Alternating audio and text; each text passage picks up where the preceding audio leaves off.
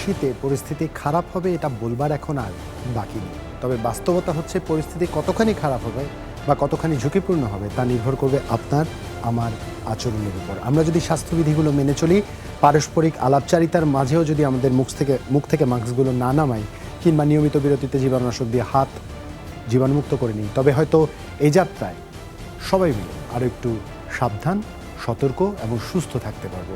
আর সংকটের এই সময় যদি কোনো স্বাস্থ্য জিজ্ঞাসা জন্মেই থাকে, তবে তাই জন্যই আমাদের করোনা হেল্প ডেস্কের এই আয়োজন, যেখানে জুলহাস জুবাইর আপনাদের সাথে আছি। সরাসরি ফোন করতে পারেন, আপনারা ফোন করে স্বাস্থ্য জিজ্ঞাসার কথাগুলো জানাতে পারেন, কিংবা লিখে ফেলতে পারেন আমাদের যমুনা টেলিভিশনের অফিসিয়াল ফেসবুক পেজে, যার উত্তর দিতে একই ধারাবাহিকতা আজও আমাদের সাথে আছেন অধ্যাপক ডাক্তার এস এম মোস্তফা জামান, মেডিসিন ও হৃদরোগ বিশেষজ্ঞ BSMMU, আছেন ডাক্তার শারমিন আব্বাসী, যিনি সহযোগী অধ্যাপক প্রসূতি ও স্ত্রীরোগ, আনোয়ার খান মডার্ন মেডিকেল কলেজ ও হাসপাতাল। এছাড়াও আমাদের সাথে যুক্ত আছেন ডাক্তার আবু সাইদ শিমুল, শিশুরোগ বিশেষজ্ঞ, মুগদা মেডিকেল কলেজ হাসপাতাল। দেশে করোনা ভাইরাসে আরও 19 জনের মৃত্যু হয়েছে। গত 24 ঘন্টায় নতুন শনাক্ত হয়েছেন 1094 জন। স্বাস্থ্য অধিদপ্তরের বিজ্ঞপ্তিতে এই তথ্য জানানো হয়েছে। এ পর্যন্ত কোভিড-19-এ মোট মৃত্যুর সংখ্যা দাঁড়িয়েছে 5,780 জনে। এছাড়া এ পর্যন্ত 3,97,507 জনের কোভিড-19 শনাক্ত হয়েছে। আর 24 ঘন্টায় নমুনা পরীক্ষা করা হয়েছে 10,998টি। মোট 22,46,486টি নমুনা সর্বমোট পরীক্ষা করা হয়েছে।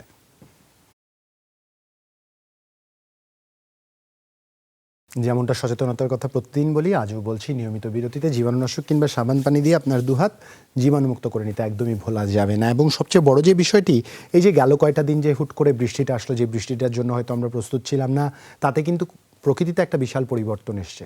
যে গরম একটা সময়ের মধ্যে দিয়ে যাচ্ছিলাম, উষ্ণ একটা আবহাওয়ার মধ্যে দিয়ে যাচ্ছিলাম, তার মধ্যে কিছুটা শীতল পরিবেশ তৈরি হয়েছে। তাতে করে এই যে তাপমাত্রার পার্থক্য, যেটা আবু সাইদ শিমুল গত দুদিন আগেও আমাদের মনে করিয়ে দিয়েছেন, যে শিশুদের মধ্যে কিন্তু একটা বিশাল প্রভাব ফেলে। শুধু শিশু না, এই যে পরিবর্তিত আবহাওয়া, তা কিন্তু বয়োজ্যেষ্ঠদের মধ্যে প্রভাব ফেলে, যেই প্রভাবটা স্বাভাবিকভাবে তাদের ঠান্ডা, হাঁচি, কাশিতে হিসাবে প্রকাশ পায়। আমরা কেউ এটা থেকে মুক্ত নেই, আমাদের যে কেউ এই সংকটের মধ্যে দিয়ে যেতে পারি। তাই এই মুহূর্তে একটু বাড়তি সচেতন থাকা অনেক বেশি জরুরি। আর ডাক্তারেরা আমাদের সাথেই আছেন, তাদের কাছে যখনই আপনারা ফোন করবেন অবশ্যই টেলিভিশনের ভলিউমটি কমিয়ে ফোন দিবেন। একই সাথে আপনাদের সমস্যাগুলো বিস্তারিত জানাবার চেষ্টা করবেন। পূর্ববর্তী কোনো রোগের হিস্ট্রি থাকলে অবশ্যই তা জানাবেন, তাতে করে স্বাস্থ্যসেবা দেওয়াটা হয়তো আমাদের সবার জন্য সহজ হবে এবং সুবিধা হবে আমাদের। একজন দর্শক ফোন দিয়েছেন আমাদের, তার ফোনটি আমরা নিতে চাই। দর্শক, আপনার নাম এবং বয়স বলে প্রশ্ন করুন।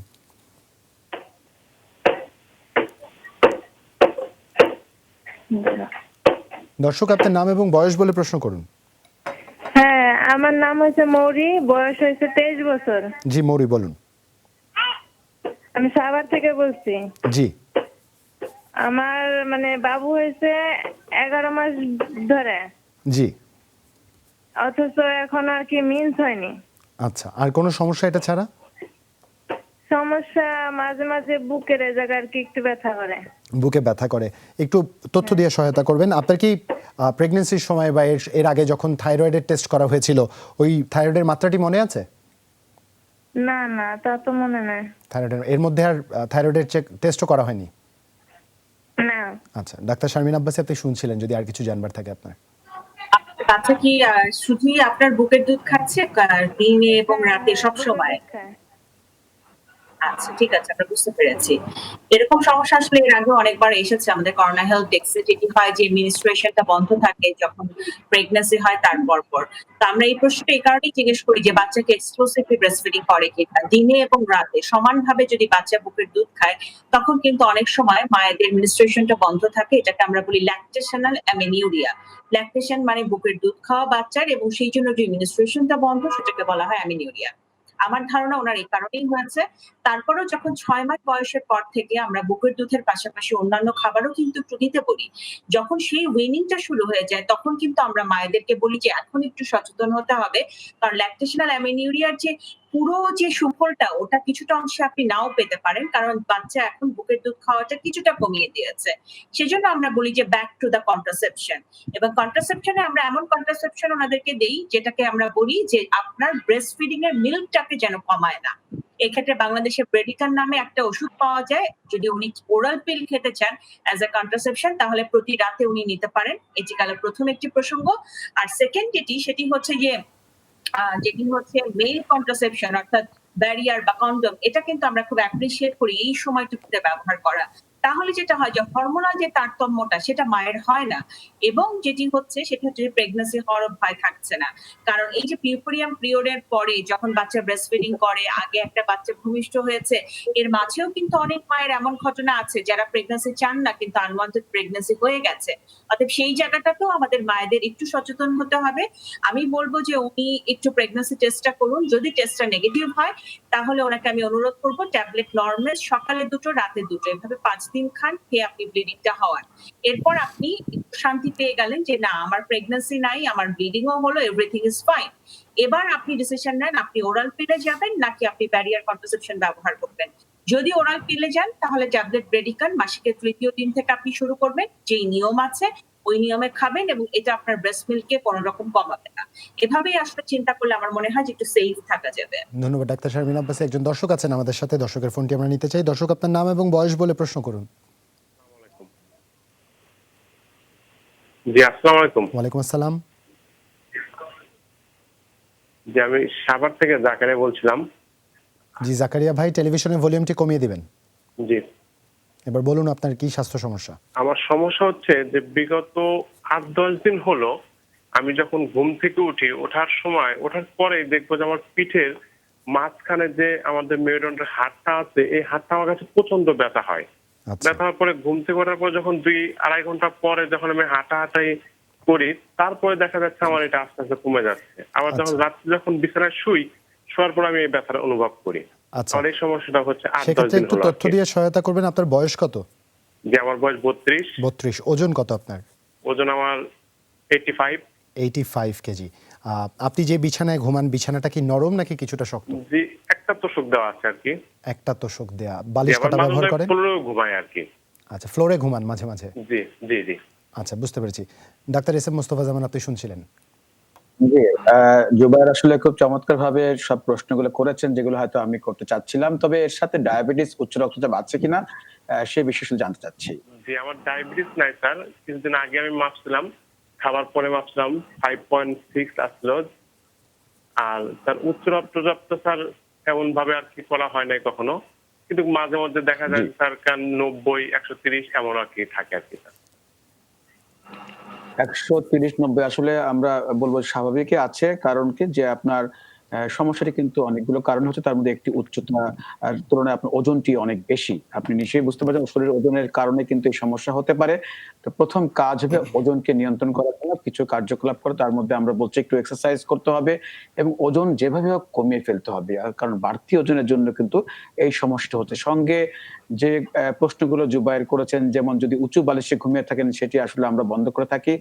কোন ঝুঁকে কাজ করতে মানা করি এবং রাতে মানে পাতলা একটি বালিশে ঘুমানোর চেষ্টা করবেন এবং একেবারে নরম বিছানায় ঘুমাতে মানা করি, যেটি একটি পাতলা তোশক যেরকম হয় পুরোনো তোশক সেরকম ঘুমাবেন।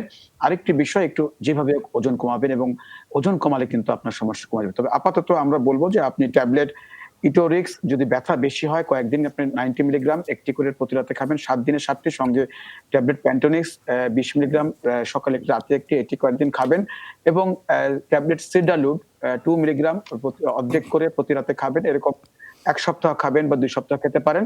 আশা করি ভালো থাকবেন। যদি ঘুমটি ভালো হয় আরো ভালো থাকবেন। আর যেখানে ব্যথা হয় একটু গরম চা দিতে পারেন। একটু সূর্যের আলোতে যাবেন। ১ম কাজ হলো, এবং ২য় কাজ, ৩য় কাজ ওজনকে অবশ্যই নিয়ন্ত্রণ রাখবেন। ধন্যবাদ ডাক্তার এস এম মোস্তফা জামান। ডাক্তার শারমিন আব্বাসী, একটি ফলো আপ প্রশ্ন এসেছে আমাদের কাছে। ঈশ্বর জাহানের কথা যদি আপনার মনে থাকে, আমরা গত ৪ দিন আগে তাকে সমাধান দিয়েছিলাম স্বাস্থ্য জিজ্ঞাসার। তিনি আমাদের আজ আবার লিখেছেন যে ৩ দিন বিরতিতে তিনি ইনজেকশন দিচ্ছেন, ২ অ্যাম্পুল করে নিচ্ছেন, কিন্তু হঠাৎ করেই আজ থেকে তার চাকা চাকা রক্ত যাচ্ছে। আল্ট্রাসাউন্ড করেছেন, আল্ট্রাসাউন্ডে বলা হয়েছে যে ফুলের পিছন দিক থেকে ব্লিডিং হচ্ছে। বাচ্চার হার্টবিট ঠিক আছে।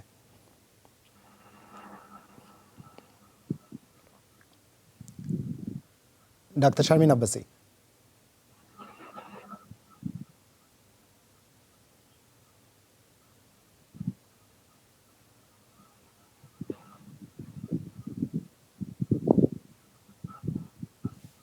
দুঃখিত ডাক্তার শারমিন আব্বাসী, আপনাকে শুনতে পাচ্ছি না আমরা। জুবায়ের, আপনি আরেকবার একটু বলেন, এখন পাচ্ছি। হ্যাঁ। ঈশ্বর জাহান আমাদেরকে আজ থেকে ৪ দিন আগে বলেছিল যে ওনার অল্প অল্প ব্লিডিং হচ্ছে। আমরা তাকে সাজেশন দিয়েছিলাম যে 2 অ্যাম্পুল করে ইনজেকশন নিতে 3 দিন বিরতিতে।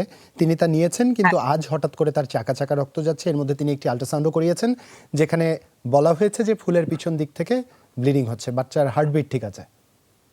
আচ্ছা, এরকম সময় কিন্তু আমরা বলি যে একটু ইমার্জেন্সি হাসপাতালে ভর্তি হতে, তাহলে কিন্তু অ্যাকচুয়াল কেয়ারটা হয়, কারণ বাসায় থেকে এটা ফলো আপ এবং কেয়ার করাটা খুব কঠিন হয়। এখন ওনার জন্য কিন্তু যেটা করবো যে প্রোজেস্টেরনের ডোজটা আমরা অনেক বাড়িয়ে দিব, কারণ কি এটা হয় সামনে ফুল, তার পেছনে হয় ব্লিডিংটা, এবং ব্লিডিংটা বেশ অংশ জমে থাকে। এটা থেকে ব্লিডিংটাকে অ্যাবজর্ব করায় নিতে হয় অ্যাকচুয়ালি আমাদেরকে। তারপরে যেটা হয় যে বাচ্চাটা ঠিক হয়ে যায়, ব্লিডিংটাও ঠিক হয়ে যায়। তো আমি বলবো যে ক্যাপসুল মাইক্রোজেস 200 মিলিগ্রাম এখন আমাদের চলে যেতে হবে, একটা করে 3 বেলা। এটি একটি মানে ওনার জন্য বড় ওষুধ হবে। আরেকটা যেটা যে ইনজেকশন ক্যাপ্রোজেন দিচ্ছিলেন 2 অ্যাম্পুল করে তো উনি দিচ্ছিলেন। তো 2 অ্যাম্পুল করে দেওয়ার ক্ষেত্রে আমরা বলবো যে এভরি থার্ড ডেতে এটা ওনাকে আসলে রিভিউ করতে হবে। অনেক সময় কিন্তু ব্লিডিং এর যদি পরিমাণটা উনি আমাকে একটু বলতেন আল্ট্রাসাউন্ডে কত আছে, এমনও হয় যে অনেক সময় আমরা পরপর 3টা ইনজেকশন দিয়ে তারপরে আবার এভরি থার্ড ডে চলে যাই। যেহেতু আমি অ্যামাউন্টটা জানি না, এক্ষেত্রে উনি কিন্তু সেটাও করতে পারেন। তবে আমার সাজেশন থাকবে একটু অ্যাডমিশন নিয়ে নেওয়া এবং অ্যাবসোলিউট বেড রেস্ট, কোনোভাবেই যেন কনস্টিপেশন না হয় এবং তলপেটে চাপ দিয়ে কোনো কাজ যেন উনি না করেন, এই জিনিসগুলো খেয়াল রাখতে হবে। ধন্যবাদ ডাক্তার শারমিন আব্বাসী। আরো একজন দর্শক আছেন আমাদের সাথে, তার ফোনটি আমরা নিতে চাই। দর্শক, আপনার নাম এবং বয়স বলে প্রশ্ন করুন। হ্যালো। দর্শক, আপনার নাম এবং বয়স বলে প্রশ্ন করুন। হ্যাঁ, আমার নাম কাজল, আমি ময়মনসিংহ থেকে বলছি। আমার বাচ্চার বয়স 40 দিন, ওর জন্য প্রশ্নটা করতেছি। হ্যাঁ, ও পায়খানা প্রস্রাব করে স্বাভাবিক, কিন্তু পায়খানা প্রস্রাব করার আগে প্রচুর মুচকায় শরীর। হ্যাঁ, এবং মুচকানির পরে প্রস্রাবটা পরে হ্যাঁ ঠিক হয়। এখন এনে স্থানীয় যে ডাক্তার দেখেছি তারা গ্যাসের কথা বলছে আর কি। আচ্ছা, ডাক্তার আবু সাইদ শিমুল। জি, আপনার ছেলে বাচ্চা না মেয়ে বাচ্চা? ছেলে বাচ্চা। আচ্ছা, এটা অন্যরা আপনাকে ধন্যবাদ কাজল সাহেব, আপনি আমাদেরকে ফোন করেছেন। এই ধরনের গ্যাসের সমস্যার কারণে আসলে হয় যেটা হয়, বুকের দুধ খাওয়ানোর পরে আমরা দেখি যে যখন হা করে বুকের দুধটা খায়, ওই সময় দুধের সাথে সাথে কিন্তু আশেপাশে যে বাতাস সেটা ঢুকে যায়, যেটা আমরা প্রচলিত ভাবে যে অ্যাসিডিটি বা গ্যাস, সেটা না, কিন্তু এটা হচ্ছে বাতাস ঢুকে যায় এবং দেখা যায় যে সারাদিন ধরে সে খাচ্ছে, মুখের চারপাশ দিয়ে যে বাতাসটা ঢুকছে, শেষ রাতের দিকে কিন্তু এই জিনিসটা আরো বেশি বেড়ে যায়। তখন দেখা যায় অনেক বাচ্চারই পেটটা একটু ফুলে যায়, একটু অস্থিরতা করে এবং কিছু কিছু বাচ্চা রাতের বেলায় কান্নাকাটিও করে। সেক্ষেত্রে আমরা প্রতিদিন বলছি এই বাড়তি গ্যাসটা যেন বের হয়ে যায়, সেজন্য প্রতিবার দুধ খাওয়ানোর পর আপনাকে কিন্তু বার্পিং যেটা বলি সেটা করতে হবে। সেটা হচ্ছে বাচ্চাকে কাঁধে নিয়ে এই পেটটা যেন এই জায়গাটায় থাকে এবং পিঠে আপনি একটু বাড়িয়ে দিবেন, যেন পেটের উপরে একটু চাপ পড়ে। তখন দেখবেন যে এরকম 8-10 বার করলে বাচ্চা একটু ঢেকুর দিবে, অর্থাৎ বাড়তি বাতাসটা বের হয়ে যাবে। এই বাতাসটা বের হয়ে গেলেই দেখা যাবে যে এই সমস্যাটার সমাধান হয়ে যায়। তবুও এটা করার পরও যদি যাদের সমস্যার সমাধান হয় না, তাদের ক্ষেত্রে আমরা বলে থাকি যে ফ্লাকল এই ড্রপটা আপনি 5 ফোঁটা করে 4 বার 8 থেকে 10 দিন খাওয়াবেন।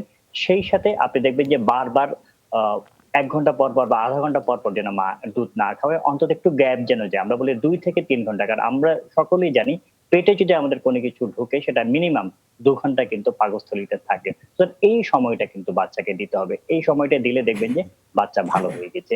আর ছেলে বাচ্চাদের ক্ষেত্রে অনেক সময় আমরা দেখি যে বাড়তি যে তার যে প্রস্রাবের রাস্তা যে বাড়তির দিকে চামড়াটা থাকে সেটা ঠিক মতো খুলে যায় না, অর্থাৎ লাগানো থাকে 40 দিনের বাচ্চার। এই জন্য অনেক বাচ্চাই কিন্তু প্রস্রাব করার সময় এই ধরনের একটু কান্নাকাটি করে। আমরা বলছি বেশিরভাগ ক্ষেত্রে এটা নিজে নিজেই ঠিক হয়ে যায়। অনেক ক্ষেত্রে আমরা দেখেছি কিছু মেসেজ করে দিলে খুব ভালো কাজ দেয়। টপিকট এই ক্রিমটা আপনি সকাল এবং রাতে দিবেন। দেওয়ার 10 মিনিট পরে একটু পেছন দিকে চামড়াটা ঠেলে দিবেন। দিতে দিতে একসময় দেখবেন যে খুব সুন্দর হয়ে তার প্রস্রাবটা চলে এসেছে। এই মেসেজটা একটু করেন। আর যে বার্পিংটা বললাম সেটা যদি একটু নিয়মিত করেন, দেখবেন যে দুটো সমস্যায় আপনার বাচ্চার ঠিক হয়ে গিয়েছে। ধন্যবাদ ডাক্তার আবু সাইদ শিমুল। আরেকজন দর্শক আছেন আমাদের সাথে ফোনে, আমরা ফোনটি নিতে চাই। দর্শক, আপনার নাম এবং বয়স বলে প্রশ্ন করুন। আমার নাম হচ্ছে ইদ্রিস, বয়স হচ্ছে 38। জি ইদ্রিস ভাই, বলুন। আমার গত 1 বছর যাবত ঘুম হয় না। 1 বছর ধরে ঘুমানি না আপনি? না, ঘুম বলতে ওইভাবে না, খুব কম, সর্বোচ্চ রাত্রে 2-2.5 ঘন্টা ঘুম। রাতে 2-2.5 ঘন্টা। বয়স কত আপনার? 38। 38। আপনি পেশায় কি করেন? আমি পেশায় ব্যবসা করি। ব্যবসায়ী। আপনার ব্লাড প্রেশার আছে? না। ডায়াবেটিস? না। ডায়াবেটিসও নেই। খাওয়া দাওয়া নর্মাল আছে? খাওয়ার অরুচিও নেই? না, খাবার দাবার আমি খুব কম খাই, মানে ফিট থাকার জন্য কোনো অরুচি নেই। আচ্ছা, আপনার ওজন কত? আমার ওজন হচ্ছে 68। 68। আপনি যোগা, ব্যায়াম এগুলো করে ট্রাই করেছিলেন? কোনো পরিবর্তন আসে কিনা? না, পরিবর্তন হয় না। আমি পরিবর্তন হয় প্রচন্ড না। ব্যায়াম করি, হাঁটা চলার জন্য টায়ার্ড হই, কিন্তু ঘুম হয় না। ঘুম হয় না। আপনার পরিবারে কি অনিদ্রার এরকম কোনো হিস্ট্রি আছে আর? না, এরকম আর কেউ না, সবাই আমার ওয়াইফ বাচ্চারা তো ঠিক মতোই ঘুমায়, কিন্তু আপনার আমি বাবা একাই মা কারো এই এরকম। সমস্যা ছিল? মানে? বাবা মা কারো এই সমস্যা ছিল আপনার? না, এরকমের কারো ছিল না। আচ্ছা, ডাক্তার এস এম মোস্তফা জামান, আপনার যদি আর কিছু জানবার থাকে। যেটি বিষয় হলো যে আসলে সেটা হলো যে ঘুম যে হয় না, এর জন্য এক্সারসাইজ করেন কিনা, এবং রাতে যদি ঘুম যেতে ভালো হয় কোনো ওষুধ খান কিনা, কখনো খেয়েছেন কিনা? কারণ আমি মাঝে মাঝে জিওনিল খাই, প্রতি সপ্তাহে একটা।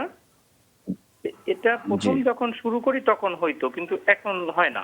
আচ্ছা, আর উনি এক্সারসাইজের ওই কথা ওষুধটি কতদিন খেয়েছেন?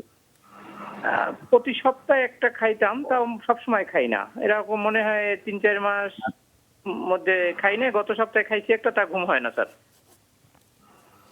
জি। ডাক্তার এস এম মোস্তফা জামান, আপনাকে আপনার যদি আর ধন্যবাদ কিছু জানাচ্ছি জানবার না আমাদেরকে। থাকে, আমরা বিরতি থেকে ফিরে এসে উত্তরটা নিতে চাই। দর্শক, ছোট একটা বিরতির ওপারে দেখা হচ্ছে। ইদ্রিস ফোন দিয়েছিলেন আমাদের, তার অনিদ্রার প্রসঙ্গের সমাধান চেয়েছে, সেই সমাধান আমরা দেবার চেষ্টা করব। নিশ্চয়ই অনেকের ক্ষেত্রেই সমস্যাটি হয়ে থাকে, আপনারা দয়া করে সাথেই থাকবেন। ছোট্ট একটা বিরতির ওপারে দেখা হচ্ছে।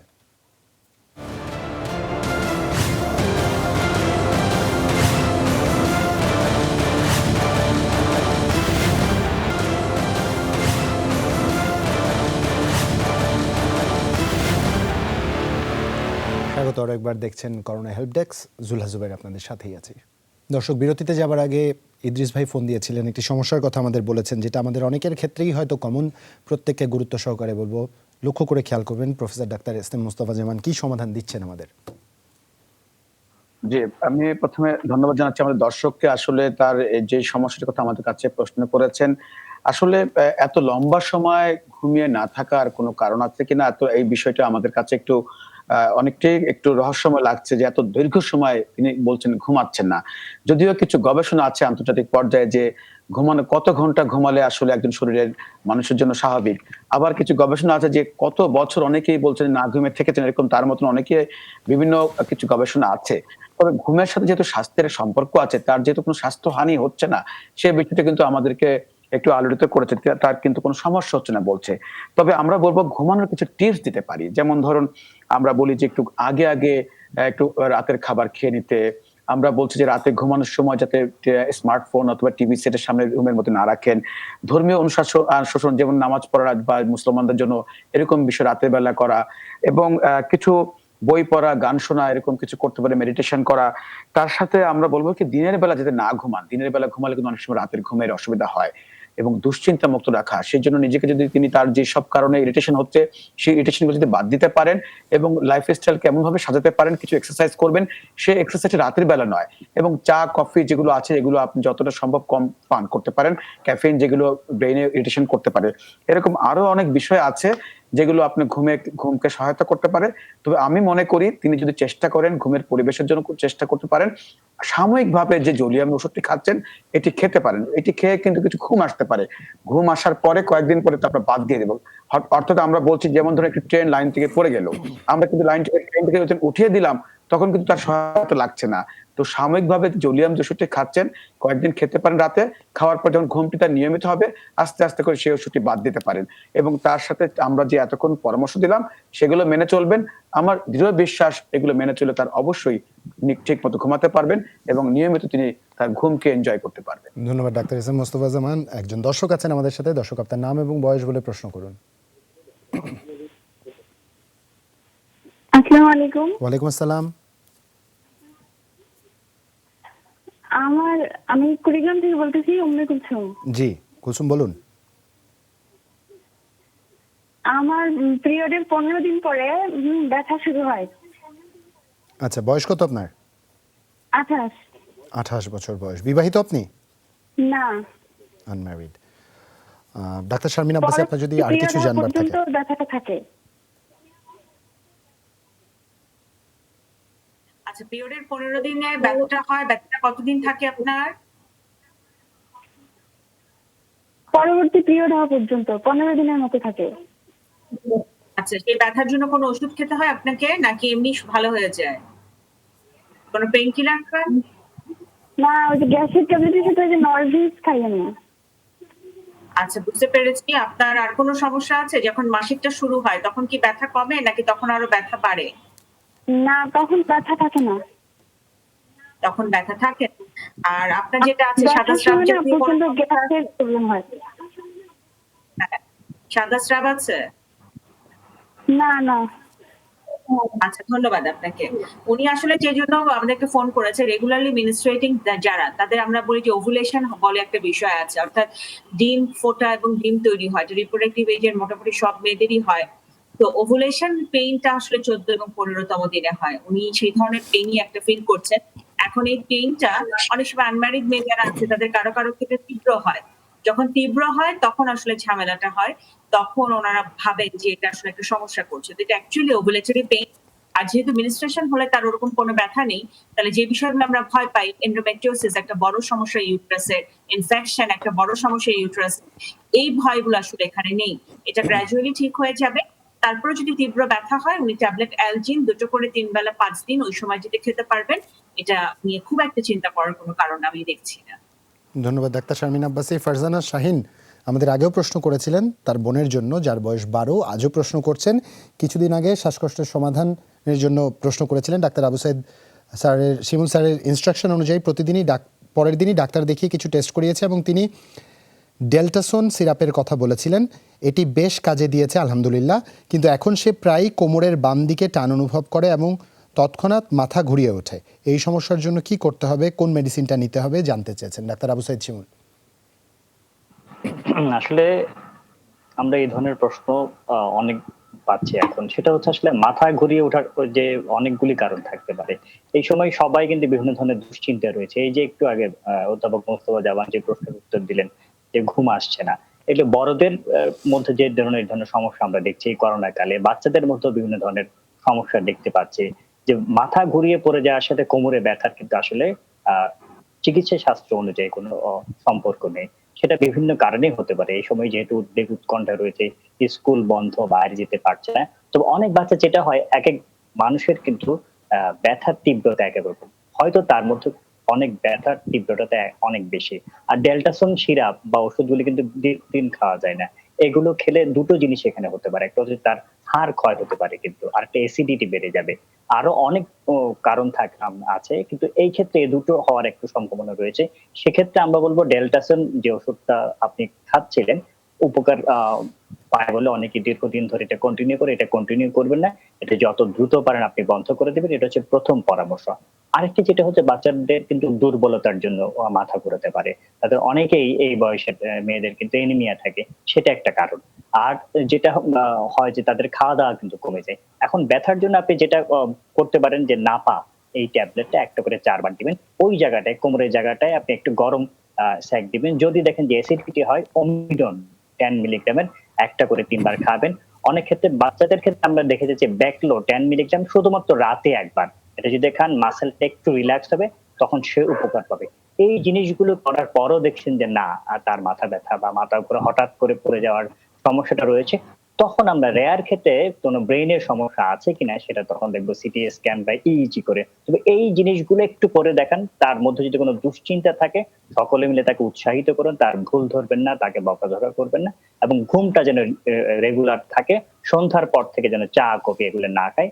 এই জিনিসগুলো একটু মেনটেন করলে বেশিরভাগ ক্ষেত্রেই দেখা যায় যে ভালো হয়ে যায়। তারপরে তো বললামই, যদি দেখা যায় যে এইসব ক্ষেত্রে কোনো সমস্যার সমাধান হচ্ছে না, 10-15 দিন হয়ে গিয়েছে, তাহলে একজন শিশু নিউরোলজি বিশেষজ্ঞের কাছে গেলে উনি কিছু পরীক্ষা নিরীক্ষা করে আপনাদের শেষ বা আলটিমেট যে সমাধান সেটা হয়তো উনি দিতে পারেন। ধন্যবাদ ডাক্তার আবু সাইদ শিমুল। একজন প্রশ্ন করেছেন আতুর রহমান, তার বাবার জন্য, যার বয়স 72, উনার বাইপাস সার্জারি করা হয় 2013 সালে এবং তার ডায়াবেটিসও আছে। উনি হার্টের জন্য ভেস্ট্রল এমআর ইকোস্প্রিন সার্জাল 20 খাচ্ছেন এবং ইনসুলিন নিয়ে থাকেন। উনার ডায়াবেটিক কন্ট্রোলে আছে, বাট উনি এখন মাঝে মাঝে প্রেশার বেড়ে যাচ্ছে এবং মাথা ঘুরছে। এখন কি করতে পারেন তারা জানতে চেয়েছেন professor doctor S M Mostafa Zaman. ওষুধগুলো একটু আবার বলবেন কি? Vastarel MR Ecosprin Sergel. প্রেসারে কোনো ওষুধ খাচ্ছেন না, যেহেতু প্রেসার কত থাকে বলছেন? মাঝে মাঝে বেড়ে যাচ্ছে লিখেছেন। আসলে বেড়ে যাচ্ছে। আমরা সাধারণত বলি যে সিস্টোলিক 140 মিলিমিটার মার্কারি এবং ডায়াস্টোলিক 90 আমরা এরকম রাখার চেষ্টা করি। কিন্তু বেড়ে যাচ্ছে বলতে অনেক সময় কি রোগীরা আমাদের কাছে এসে বলে ফ্লাকচুয়েশন হচ্ছে। কিন্তু আমরা কিন্তু মাপার পরে কিন্তু সেরকম ফ্লাকচুয়েশন অনেক সময় পাই না। অনেক সময় নানান দুশ্চিন্তার কারণে তার হয়তো ঘাড় ব্যথা হয়, মাথা ব্যথা হয়। সেসব কারণেও কিন্তু আমরা বলে যে প্রেশার বেড়ে যাচ্ছে। কিন্তু সত্যিকারের যদি মাত্রা জানতে পারতাম রক্তের চাপ কত তাহলে কিন্তু আমাদের জন্য ওষুধ দিতে সুবিধা হতো। তবে তার যেহেতু বাইপাস করা হয়েছে, বাইপাস করা রোগীদেরকে আমরা প্রথম ওষুধটি দিয়ে থাকি আসলে ইকোস্প্রিন, দ্বিতীয় ওষুধটি দিয়ে থাকি হলো রক্তের কোলেস্টেরল কমানোর জন্য। সেটি তিনি খাচ্ছেন না। সেটি তার জন্য খাবার উচিত। ভাস্ট্রালিয়ামার দিয়ে যদি বুকে ব্যথা হয়, চাপ হয় তাহলে সেখানে দেই। তবে এর সাথে আমরা বলবো বারে একেবারে কম মাত্রার ট্যাবলেট র্যামোরিল 1.25 এটি দিয়ে শুরু করবেন। যদি এটি দিয়ে তার প্রেশারটি নিয়মিত নিয়ন্ত্রণে আসে ভালো, না হলে 2.5, 2.5 এ না হলে 5, 10 পর্যন্ত এভাবে দেওয়া যায়। অর্থাৎ আমরা বলছি 1.25 দিয়ে শুরু করেন। যদি জানতে পারতাম কত তাহলে আমরা একবারে 2.5 অথবা 5 দিতে পারতাম। আপাতত 1.25 মিলিগ্রাম দিয়ে শুরু করবেন এবং এটি খাবার পরে আস্তে আস্তে ফলো আপ করে দেখবেন যে এটিতে নিয়ন্ত্রণ হয় কিনা, না হলে আস্তে আস্তে বাড়াতে হবে। ধন্যবাদ আপনাকে ডাক্তার এস এম মোস্তফা জামান। শুক্কুর ইসলাম সোহেল লিখছেন তার স্ত্রীর জন্য, যার নাম রেশমা, বয়স 25, 5 মাসের অন্তঃসত্ত্বা তিনি। সবগুলো টেস্ট এবং আলট্রাসোনোগ্রাফি সহ সব রিপোর্ট ভালো এসেছে, শুধু থাইরয়েডের রেজাল্ট 5.53 এসেছে। এই জন্য তিনি কি করতে পারেন জানতে চেয়েছে ডাক্তার শারমিন আব্বাসী। আমরা এই প্রশ্নের উত্তরটা দিব, তবে একটা বিরতি থেকে যখন ফিরছি তখন। দর্শক, ছোট একটা বিরতির ওপারে দেখা হচ্ছে, সাথেই থাকুন।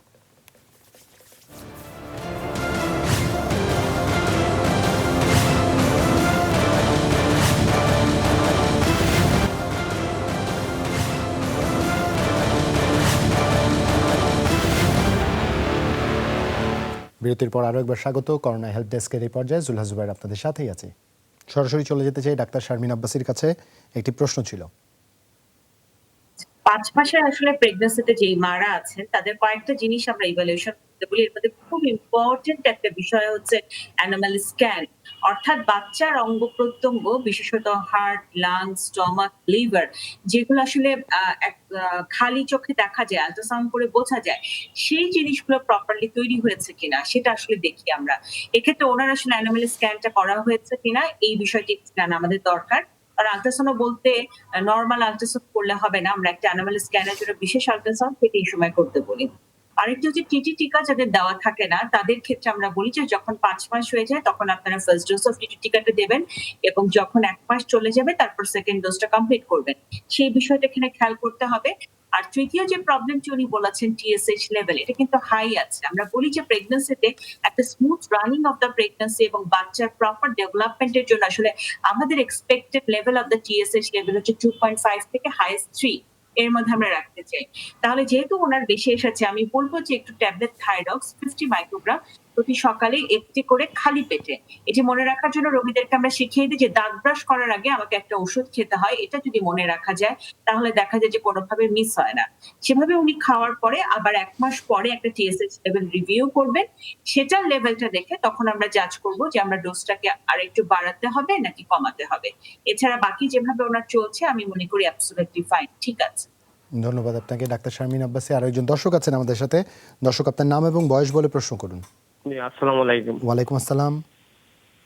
আমি 2016 সালে জি বাইপাস করি ন্যাশনাল হার্ট ফাউন্ডেশন ঢাকা। জি, কি নাম আপনার? আমার নাম আব্দুর রাজ্জাক, বয়স 50। জি রাজ্জাক সাহেব বলুন।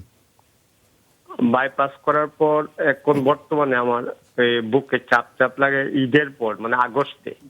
আচ্ছা, বুকে চাপ চাপ, মানে ঈদের পর দিন অফিসে বসছি বা বুক কেমন যেন একটা চাপ চাপ লাগতেছে। আচ্ছা, এরপর থেকে চাপ চাপই লাগে, তখন ডাক্তার দেখাইলাম। তখন ডাক্তার দেখালে কোনো পরীক্ষা নিরীক্ষা বলছে যে ভালোই আছে, কিন্তু আমার অসহ্য বাইপাস চাপ চাপ বুকে আর বা নিচে বাম হাতের নিচে ব্যথা লাগে, ফিডেও ব্যথা লাগে, ব্যথা করে। আচ্ছা, হাঁটাহাঁটি করি, আমি হাঁটাহাঁটি করলে কিছুটা কমে, আচ্ছা, কিন্তু হাঁটলে কি আমার কোনো সমস্যা হবে। আর ওষুধ খাইতেছি আমি কারবা, আর কি খাচ্ছেন? কারবা, এটুবা 10, রসুবা 10, বাইজুরান 20 হাফ, বাইজোরান 20 হাফ, আর বিসলার 2.5 এর হাফ। আর এরপরে আমার এই চাপের জন্য আমাকে ওষুধ দেওয়া হয়েছে, নিডোকার্ড 2.6 আর বাস্টারেল এমআর। খাওয়ার পরে ওইটি আমার কিন্তু কোনো প্রতিকার পাচ্ছি না। বুঝতে পেরেছি। আপনার হাঁটাহাঁটি ডায়াবেটিস করলে আছে? হাঁটাহাঁটি করলে আমার কোনো সমস্যা হবে না। আর বাম হাতে যখন সমস্যাটা হয় বাম হাতে ব্যথা আসে।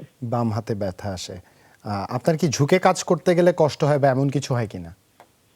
ঝুঁকে কাজ করলে কোনো কষ্ট হয় না, সিঁড়িতে উঠলে কোনো কষ্ট হয় না, আচ্ছা হাঁটলেও কোনো কষ্ট হয় না, কিন্তু ওই যে চাপ চাপ লাগে যে ওইটাই আমার খারাপ লাগে, আচ্ছা, আমার অসহ্য লাগে। বুঝতে পেরেছি। ডাক্তার এস এম মোস্তফা জামান, আপনি শুনছিলেন, যদি আর কিছু জানবার থাকে। জি, আপনার কি অ্যাজমা বা অ্যালার্জি জাতীয় কোনো সমস্যা আছে হ্যাঁ, অ্যালার্জি জাতীয় সমস্যা আছে, আমার কিনা? অ্যাজমা আছে। অ্যাজমা বেক্সিটল এফ নেই।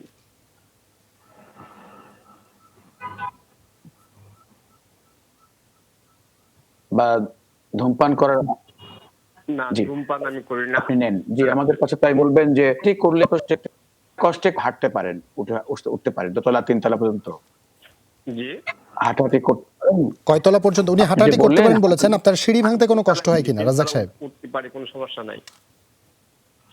জি, আপনাকে অনেক অনেক ধন্যবাদ। আপনি যে ওষুধগুলো খাচ্ছেন বাইপাস করার পরে সব ওষুধই ভালো আছে এবং আমাদেরও দৃঢ় বিশ্বাস আপনার হার্টের দিকের বড় কোনো সমস্যা থাকার কথা নয়।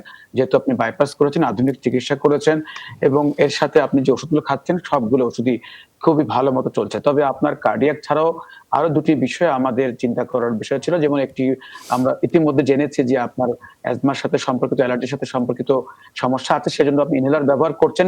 সেটি ঠিকমতো ব্যবহার হচ্ছে কিনা দেখবেন। একটু স্টিম ব্যবহার করবেন। মন্টিয়ার ১০ মিলিগ্রাম একটি করে প্রতি রাতে নিবেন। ট্যাবলেট প্যারাসিটামল প্রতি রাতে প্রতি ৩ বেলা বা ২ বেলা ২ টি করে খাবেন। কারণ আপনার সার্ভাইকাল স্পন্ডাইটিস সমস্যা থাকতে পারে। আপনার ঘাড়ে একটি এক্স-রে করতে পারেন। X-ray, cervical spine, both view. এটি করে আপনি দেখতে পারেন যে ঘাড়ের সমস্যাটি আছে কিনা, যে প্রশ্নটি জুবায়ের করেছেন। আমার মনে হয় তার জন্য কিছু ব্যায়াম আছে। আমরা ব্যায়ামটি দিয়ে থাকি।